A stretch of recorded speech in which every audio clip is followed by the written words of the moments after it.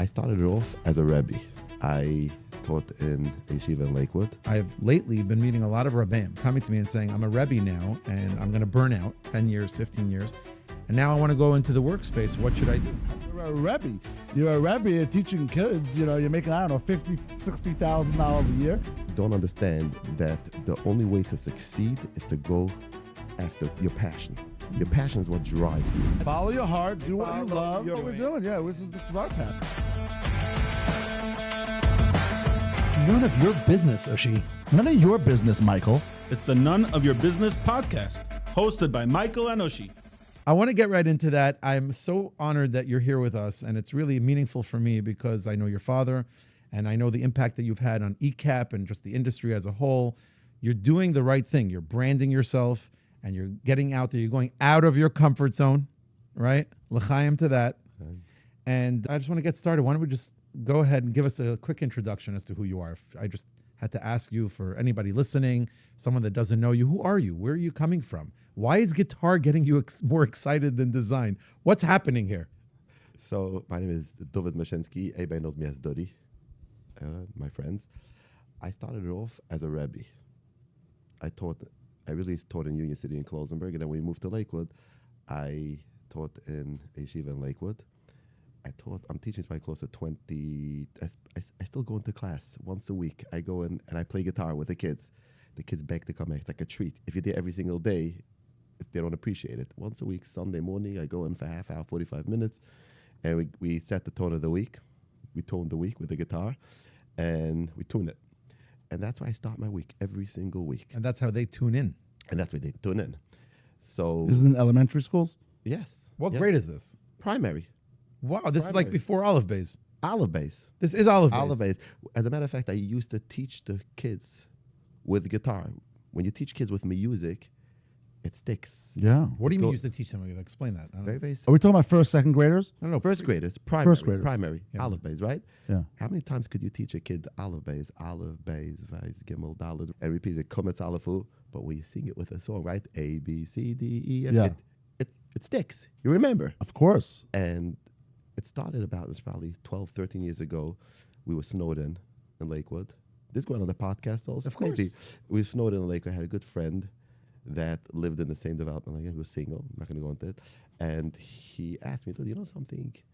I want to do something on my spare time. How about let's learn guitar? And there was another guy in development that knew how to play guitar. And he just taught us the basics. And I found it very therapeutic. It just was incredible. It was relaxing. And I started playing with it. And I enjoyed it. And I would pick it up every once in a while. And then one day I brought it into Chayda one morning. I think it was Hanukkah, and I played with the children.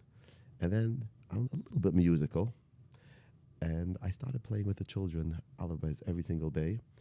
And those years that I taught with the guitar, I realized that the kids were really picking it up much better. It's hard to teach children. Yeah. Is very That's hard. so creative. It's creative. And the children used to love it. And it hyped up, and it made it so much more exciting. How'd it go?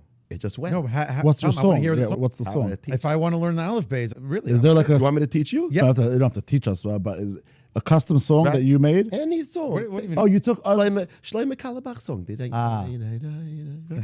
the Alef-Bais then? How do you No, teach it's Alef-Bais? fun. Give me one. We're not going to put this one on. Why? You don't want to... It's uncomfortable. He doesn't want to Really? sing for everybody. Because, yeah, I don't sing for It's everybody. okay. We don't have to sing. Because It's fine. what? Because what? I'm just curious. Why not? Michael, in your own spare time, you can hear his Certain song. things that I'm not comfortable with, you know what I'm saying? Yeah? Okay, Yeah, so you're saying... because, Yeah. But you know something, maybe. We'll think But about you it. started out as a Rebbe. Full time, you were a Rebbe? It was Knackadik. And the kids, very imagine nice. sing Alef-Bais. Yeah. We teach the kids. so you With the apply song- different... tunes. And every day a different song. And we change it up. Yeah. And we finally get boring. We'd hype it up with a new song. Nice. And with a guitar. Yeah, you process it better in your head when you hear it in a... It sticks. Yeah, in a That's melody. why I know Ashrei. That's why I know benching. Right. Comes with a tune. Yeah, it comes with a It tune. comes That's why I with know a tune. Elenu. That's Yeah. right. That's right. Very smart. And I realized that the children are really adapting. They're picking up much better. And those years that we taught with music, Yeah. the kids, I could say almost every single kid was a success story. Wow. Baruch Hashem. How did you get into this design world then? What happened? How did I get into the design world? Basically. Talk about design. How'd you get into the business world? Right, that's also- You're a Rebbe. You're a Rebbe. You're teaching kids. You're making, I don't know, $50,000, $60,000 a year. 50, 60, how about 20, 30, 40? Really? Yeah, times have changed. Okay, this is 20 years today, ago. No, 6, 7 years ago, 50, 60, 70. That's a discussion of itself. We got to figure out how the Rebbe's Yeah. got to stop earning a decent living. Yeah. There are people starting to make a difference. We notably Shirley Orzel, Yeshiva Spring Valley, paying people what they're Yeshiva worth. Spring Valley was always ahead of the game. Yes. Yeah, and they're setting the understood. precedent for others to know that you need to pay for talent. Otherwise, they're not going to make it. They pay very well over there, and people drive in from Lakewood to Yeah. be a Rebbe in Yeshiva Spring Valley. You're a Rebbe. It's a very coveted You're job. not ready to retire yet, obviously. So what happened? No, I retired already as a Rebbe. I just go and just... No, I'm saying as you were a Rebbe, how did you get into And I just business? want to say, we're speaking about Rebbe's. Everybody should know that Rebbe's are one of the most hard, the difficult jobs, and the most unappreciated. Rebbe's, if they have to succeed not only in disciplining the kids, and the kids have to know, the kids have to come at the end of the year mastering whatever they taught. Yeah. God forbid if these kids walked out and they did not succeed, they're the talk of the town in every circle, every bungalow colony. Yeah. For what? For $30,000-$40,000 a year? Yeah, it's crazy. Come to think of it. Yeah. I think, who was it that made a song? Benny Friedman made a song Yes, appreciating a Rebbe. Rebbe. Beautiful song. My daughter-in-law brought it up recently. She said that's one of her favorite songs. If only we'd appreciate our Rebbe's, be able to trust them. It's about trust, by the way. You want your kids to succeed, you got to put your full trust in that Rebbe that he knows what they're doing. Yeah. You got to appreciate the Rebbe. And by the way, we're paying a lot of money for tuition, so I'm not sure why Not the enough- Rebbe's not- don't get paid more, but Listen, all right, that's a story for another day. No, but it's not every school that pays high tuition, just so you know. Yeah, I guess in the Hasidic schools, they do charge a lot less tuition, but they have a lot more kids. They have a lot more volume. But I digress. Let's go back to you. So you were a Rebbe. years ago, I used to love just to doodle around. I used to love to draw. When I was a kid, I used to sit in class and doodle a lot also, by the way. I used to draw I used to like to draw architecture, exteriors. I used to draw cities, buildings. I'll never forget one time I drew a whole kiryah, a whole city, and I made a koil. I made a koil, and it was like a 20-story building. and my Rebbe came over to me and asked me, "What's this?" I said, "That's a koil, a future koil." So I said, "What? Every single Yingaman is going to get his own room." Own room. I said, Is this on your Gemara? Like on the... Yeah, on the paper. On the paper on the I used to inside? like that. Yeah.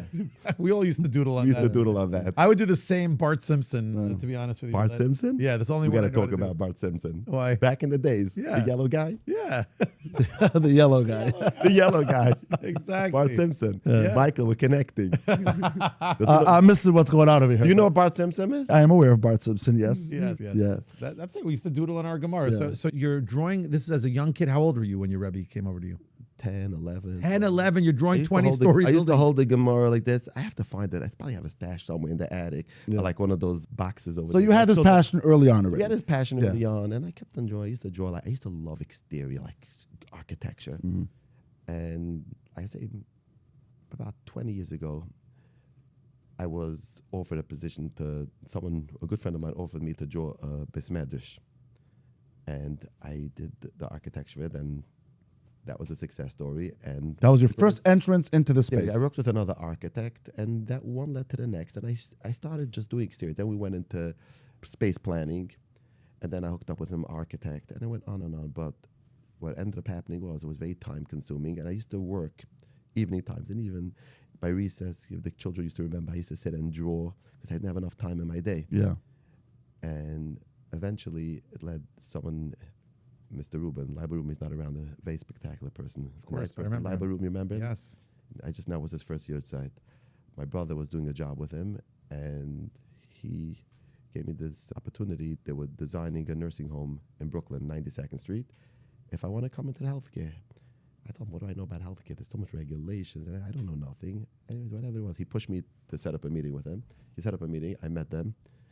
Al went home that night, and I literally for 2 days straight, I sat by the computer and I designed him, his lobby, and it was a gorgeous project. The interior. The interior. It was only the interior. I also did interior, and also I doodled, and I came back to him. He was blown away. That was my first project. I'm gonna fast forward. They had the open house, and some of his partners, associates showed up, and one guy came over to me that he has another job facility he wanted to renovate. It was in, I think it was Rockland County. That was the second, and it was a challenge. But I noticed that people in the healthcare industry don't want to be busy with the architect. They don't want to be busy with the designer. They don't want to be busy with the contractor. They want to focus on one thing, on operating every single day, on operations. And this specific guy asked me if I would do the construction. I have never done construction before. I can understand with him. We hired, I outsourced to somebody else. And it was a couple of months later, Mr. Rubin had another project, and he asked me if I could do it. And then I took upon my first project. I hired my own contractor. So you're doing this on your own. This is your own company. I started on my own. I drew the plans on my own. I was a one-man band. I hired the contractor. I was a Rebbe. Basically, this was my first opportunity. It was just like I was... Ruben referred you to somebody else. You referred me to somebody else. Rockland County, you're starting to make waves. Correct. We started making waves, and then Ruben called me back. It was the first design with construction. And it was in Queens. It was a small little dining room. It was like not a large-scale job, but you got to always practice with the small jobs. That's where you get grip, traction. And I was a Rebbe at the same time. You're talking about this going back by 15 years ago. And I designed the space. And I hired the contractor. I did not have a site manager at that point. I was doing everything myself. And I did the purchasing. And I had to do the billing, the invoicing, and everything. But I realized that's when I learned every single aspect. And even though I didn't appreciate all the little nitty-gritty details, today I'm much more into sales, which I really appreciate. I'm a people's person. I don't have the patience to sit by the computer and design, even though I understand to this. But that's where I really got to know every single part of the business. And from there, we kept on fine-tuning. And I'll be honest, nobody even heard of us till probably a couple of years ago. I did not want to come out in public till I really understood it and developed a feeling and grasped it and connected with it and understand what works and what doesn't work. I would say the first time people started hearing about dynamic on a larger scale was in 2019. So I would say I started in 2011. Till 2019. You were low key. Low key. We're not rushing. I used to show up to the shows here, Atlantic City. The first time I came to ECAP was 4 years ago. Noble, Kim, Muchi Newman, Meir Singer, Freddie Friedman. They were the ones that introduced us. I think they're partners with Hershey. I don't know, maybe yes, maybe not. I mean, I think so. They're affiliated. They're affiliated. They started off with Hershey, and they made the introduction. And we'll get to ECAP later. That's a little fast forward. But we developed over the years a lot of connections with a lot of contractors, and till we built our own infrastructure. What we bring to the table, the advantage is that we have everything in-house, and that's what our clients appreciate about us. All under one roof. All under one roof. It's the right? design, the construction, the supplies. You're doing all management, like they're outsourcing the entire thing to you. Exactly. If anyone has a problem, there's one person to call. That's Dudi Mashinsky. And the biggest challenge when you have a designer, and something that I really tapped into and I mastered, and I realized the biggest challenge that design with construction is a little bit of a clash, right? Designers are very detail-oriented. They're artsy. They're not fast-moving, right? Methodical. They get stuck. The contractors, they got to move, right? Yeah. And this is a big issue that people, when they build anything residential, they get it clashes all the time. Right. When you're running a facility and you're busy with operations and marketing and getting your patients and everything, and what ends up... I'm listening to you. I had the good fortune. I built a house, and I remember now the designer and the contractor were always fighting with each other. It was neck to neck. They were always like, they were clashing, and they just, I couldn't understand it, but they were just always butting heads all the time. They're butting heads because the designer has their reputation. They want to make sure it's perfect. Yep. And the contract has one thing. I got to deliver. I got to finish. You know what I'm saying? You designed it the wrong way. I can't do it the like wrong this. way. And if he ordered the wrong thing and it didn't work out, they're always butting heads. Yeah.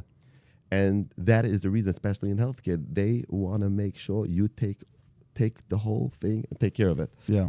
By the way, you should know that I noticed that you're embarking on this journey already last year at ECAP West, and I saw that you were noticing that building your brand is not just about the company and what you're doing; it's also about the person behind the company, The image, your story, brand, your story. People connect to people. Yeah. At the end of the day, no matter how nice your design is and your logo and your slogan and your mission statement. You mean I'm a connector?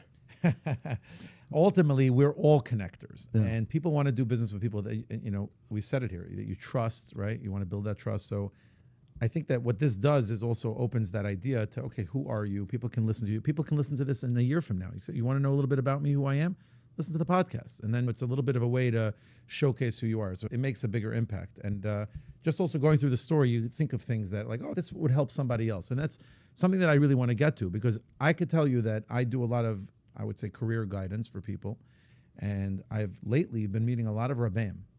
And a lot of people that are coming to me and saying, I'm a Rebbe now, and I'm going to burn out. There's a certain burnout period, 10 years, 15 years.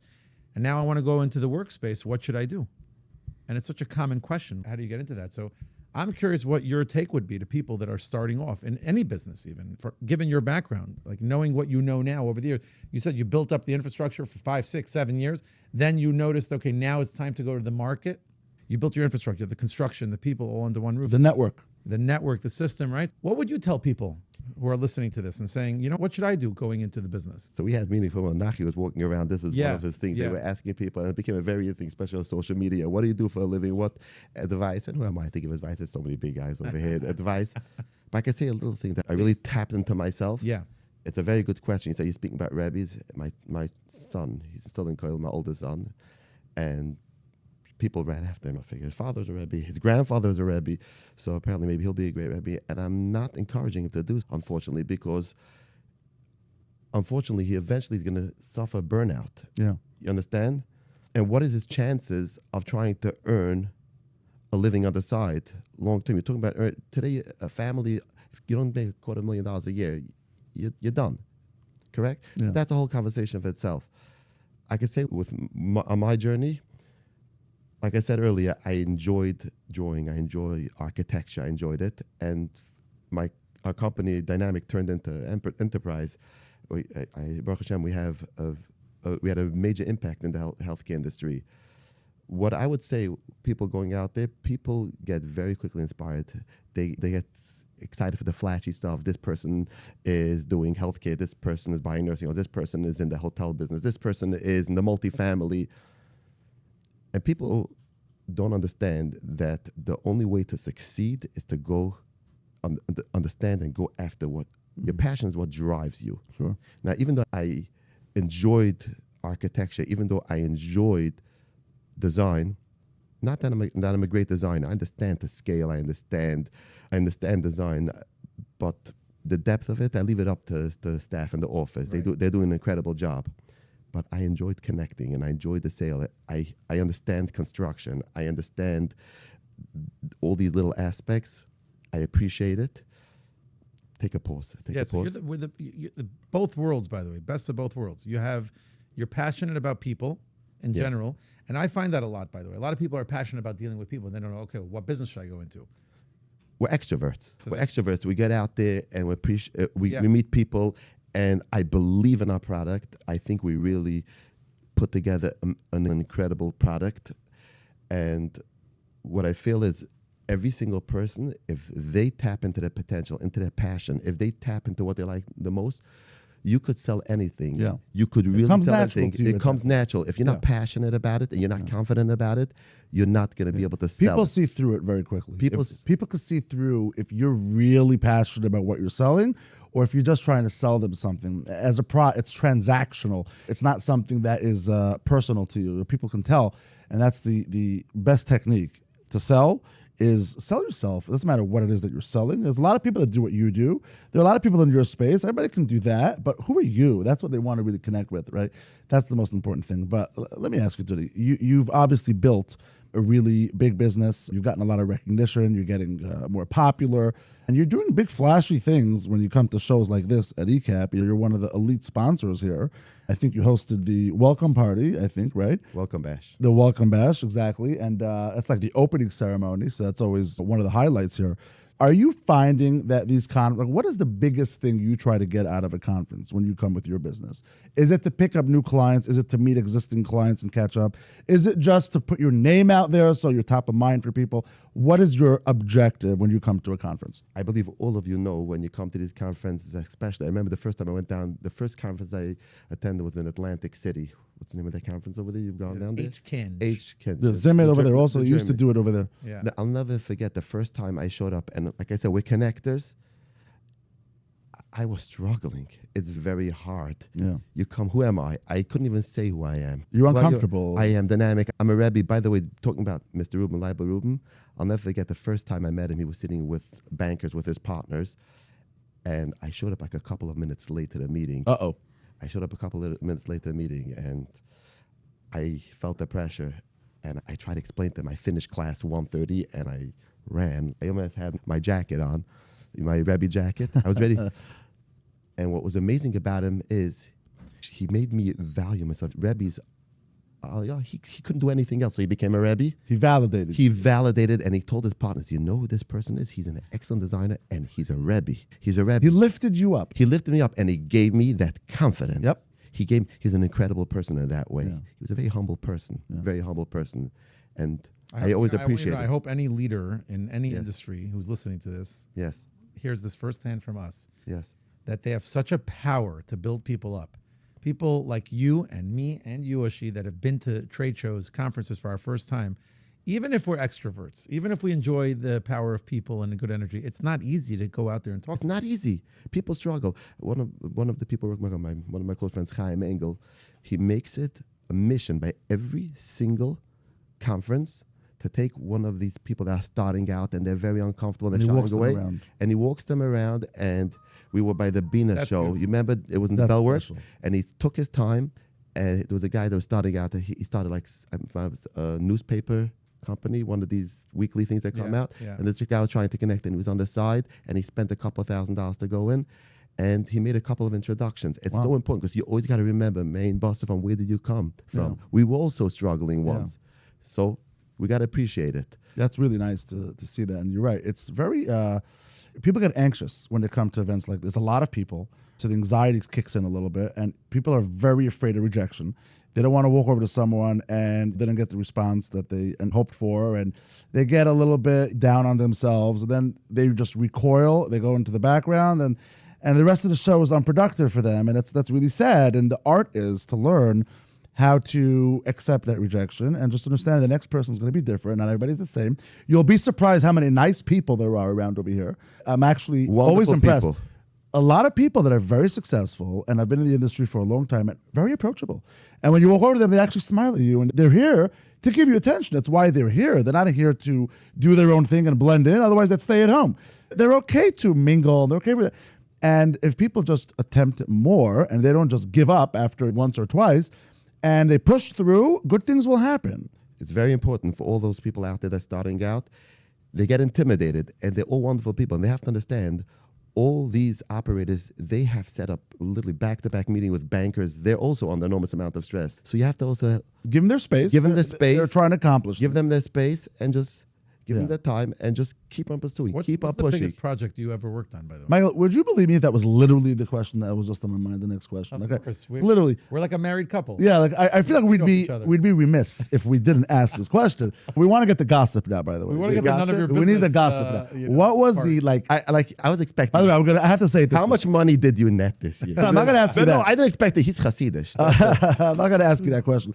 What is the most dynamic project that you've done very to date? nice. The most dynamic project that really stands out that you're super proud of?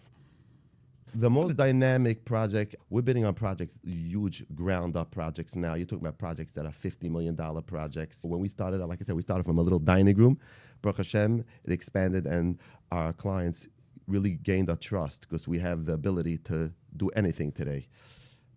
Our biggest challenge was we have a client, complete Sholem Stein. Everybody knows Sholem Stein. Yeah, very. He's fun. We vibe very good together. He gave us a project in our backyard in New Jersey, in Somerset, New Jersey.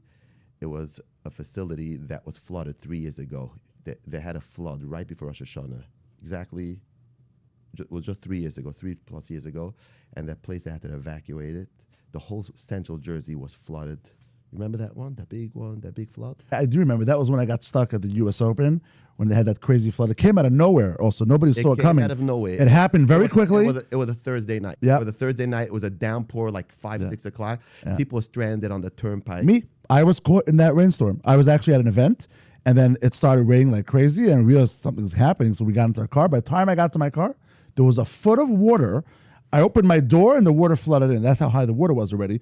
Took me 4 hours It's a 40-minute drive normally, 35-minute drive. It took me 4 hours to get home. Everything was closed. There were cars that were stopped in the middle of the road. It was a mess. My sister was stuck on the turnpike all night. It was a disaster. It was something. And they never called it out. They never warned anybody. They didn't forecast it.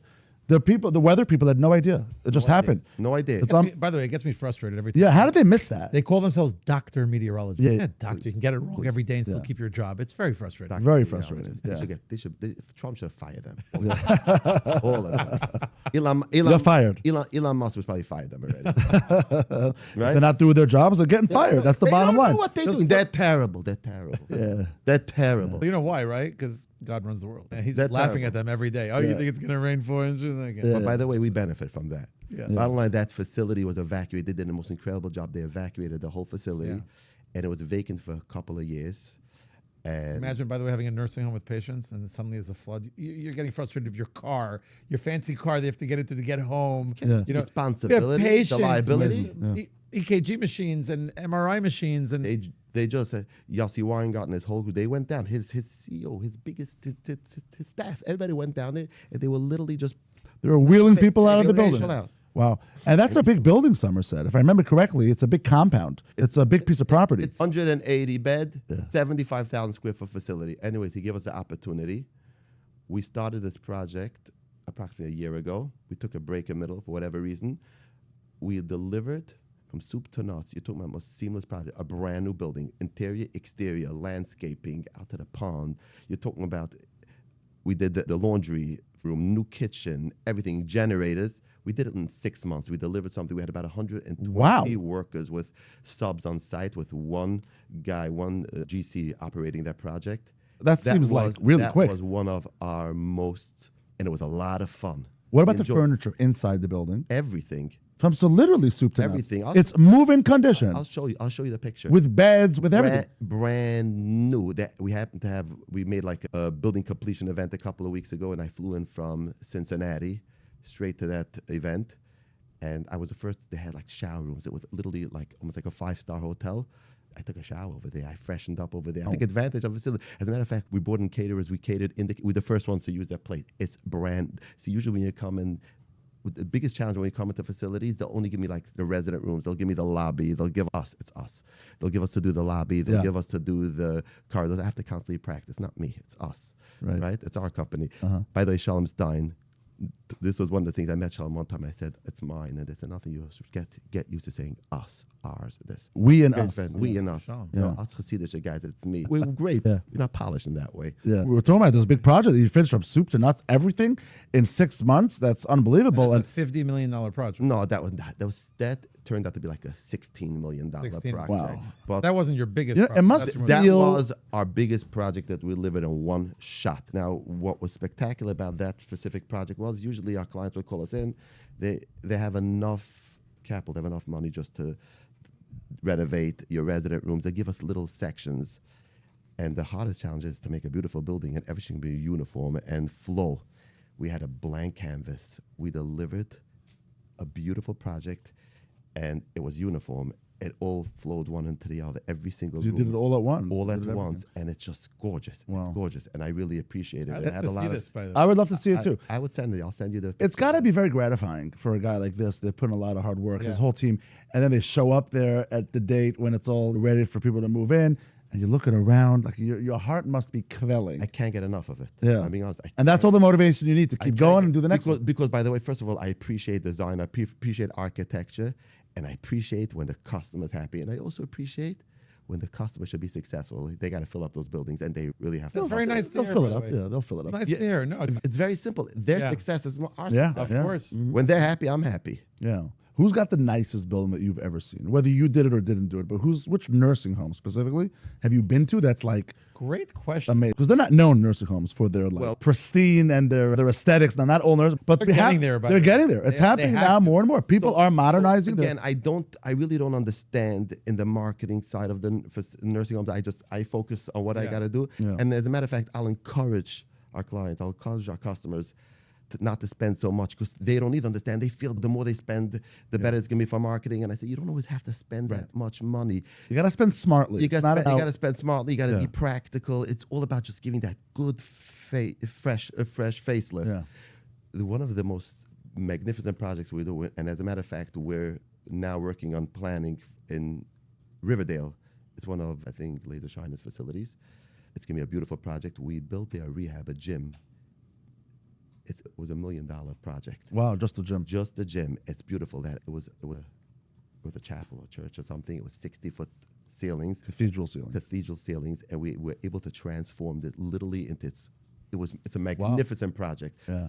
That was one of our, but they're catering for a very skilled crowd. Those, Kirite has a building in the city where they had a crane and they picked up Riverside, and they brought a car into the rehab department. Really? Yeah. Mechilanda. Yeah. I've seen cars in Michael, rehabs a good before. friend I've of seen mine. that.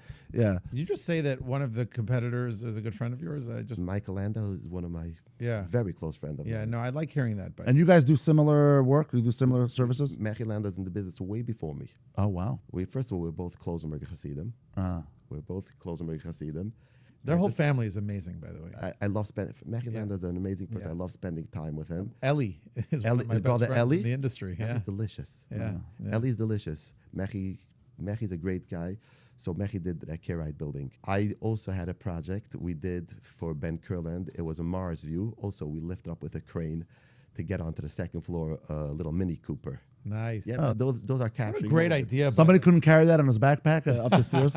Just think of the forward-thinking ideas of rehabilitation. Yeah. But you want to know what it's like to get back in a car. Yeah. And I've seen these facilities where they have kitchens just to get them used to cooking breakfast again. That's very practical. So they get them back to daily functions. If I'm a nursing home owner and I have $100,000 to spend on something to rehabilitate my building, to make Is a that little... because the 100,000 giveaway? You want to know? That's what you're getting at? I don't know what giveaway you're talking about. What giveaway? Yeah, that's what he wants to get to. I'll The send you brand our giveaway. branding. But by the way, Oshie, I really like this question. Yeah, I'm curious because if I'm like Yeah. right now, I have a little bit of capital. That's it, I have to an spend. extra cash to I got spend. about 150 grand. I don't have an absorbent amount of money. Yeah, what do I I do? understand my building is not going to get revamped with that, but what can I do? What are some of those basic things you would guide someone to spend that money on to make a difference in your building?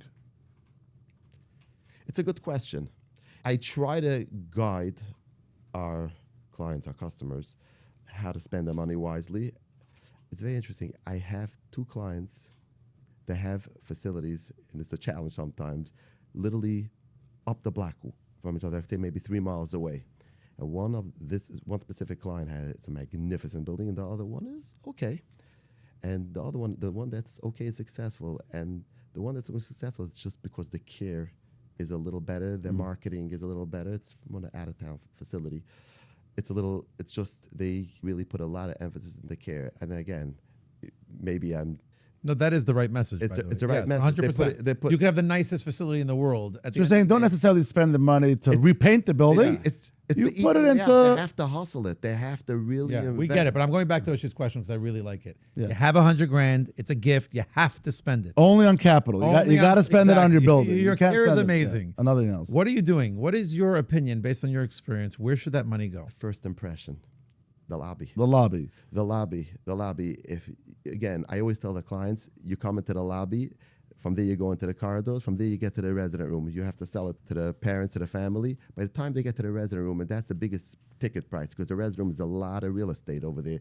By the time they get there ready, they should be sold already. You know what I'm interesting. saying? Yeah. Very smart. First impression. Yeah. Very smart. Yeah.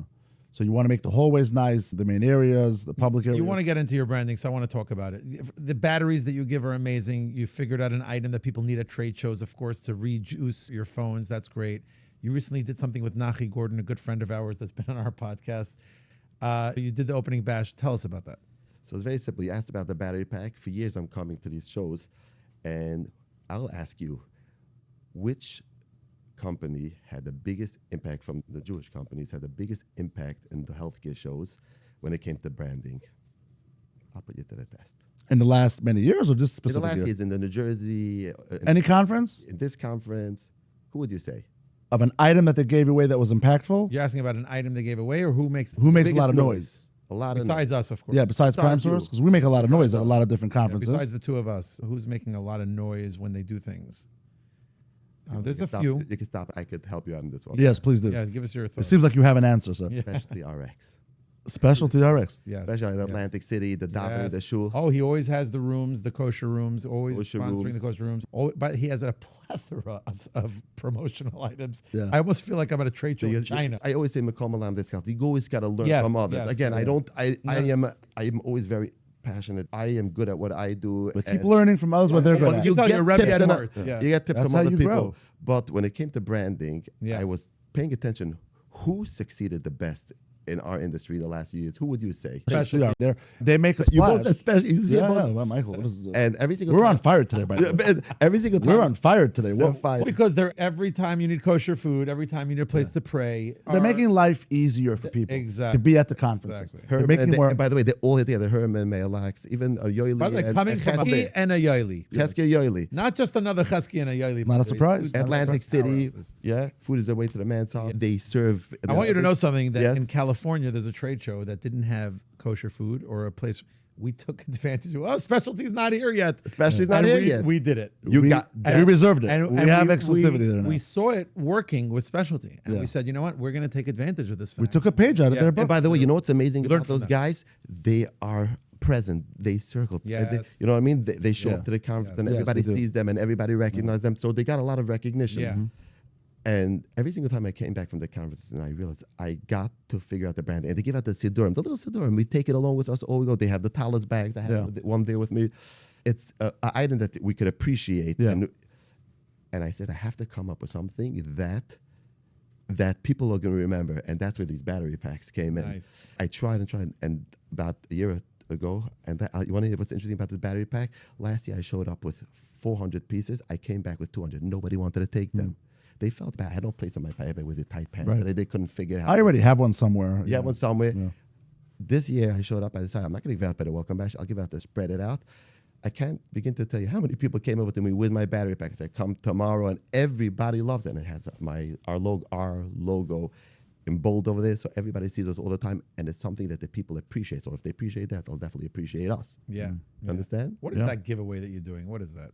$100,000 giveaway? $100,000 giveaway. Seems like a gimmick. What is this? There's a giveaway of $100,000. Giving away $100,000. By the way, what's ironic, what's funny, there was 9 other items. We have to go out to eat. Or whether, Yeah, no, let's talk whether about the thing- $100,000. By the way, We want the I cash. can tell you the backstory. Nobody signed up for only the $100,000 course. giveaway, and we're going to be announcing in the next. Hold on, then I should sign up for the dinner for 2. Maybe we can go out. I mean, Someone wanted already last night. We posted already. There was maybe 15 people that signed. What do you up have to for do to be eligible?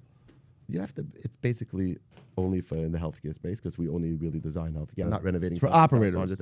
It's for operators, and we're waiting another week because we want more people to sign up. And whoever won that promotion, that prize, self-understood. I'm not giving somebody $100,000. I'm going to say it. I want everybody to know about it. It's A credit. It's a credit if they spend. I don't know if it was $1.5 million of the Yeah. building. It's basically more. You get an extra $100,000. You get $100,000. Did you put that in the fine print? Is it listed there? The fine print is there. Excellent. Excellent.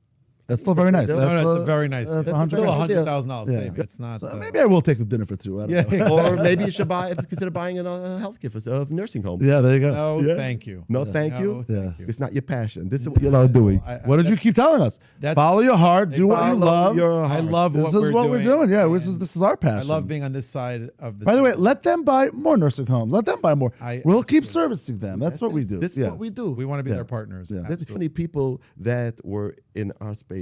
They were supplying for facilities and everything. So, they must be making so much money and they joined and they failed. Yeah. Let them do what they do and let us do Exactly. what we do. Dudi, I want to tell you, it was amazing having you with us. I want to do this again, and something tells me that we will. I just want to ask you, you did this whole Nachi thing. Where's this coming from? What are you trying to do here with this whole thing?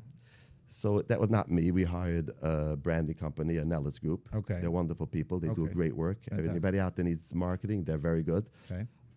We were scrambling the last couple of weeks. It was all about prepping for ECAP, and she felt that we should bring in someone like Nachi to be present. The last couple of years, we brought some An influencer. an influencer and go around Yes. following. Will have good content to post. Is Got it. Nachi competition with you? First of all, By the way, thank you. yeah, Thank you for that podcasts compliment. aren't Yeah. competition. That's I'm just not. I'm not familiar that. No. Let me ask you: if you have a story and he has a story, you guys competition with each other? No, everybody, we need more of those. The more podcasts there are out there, the better it is. We're getting people's stories out and we're having sit downs. Is there an endless supply of people that are out there that everybody can interview? Obviously there is, right? So it's not a comment. As a matter of fact, we had him on our podcast. We had him as a guest on our podcast. We're big fans of Nachum. We love what he's doing. Yeah. His mission is to really spread awareness of Judaism and the beautiful parts of it. And he tries to highlight people that are making a meaningful impact within our communities, and they're doing things that can inspire others, and I think he's doing great work. Yeah, I like the work that you're doing with him. By the way, he did phenomenal. He did phenomenal. Yeah. What I like is he's a humble person.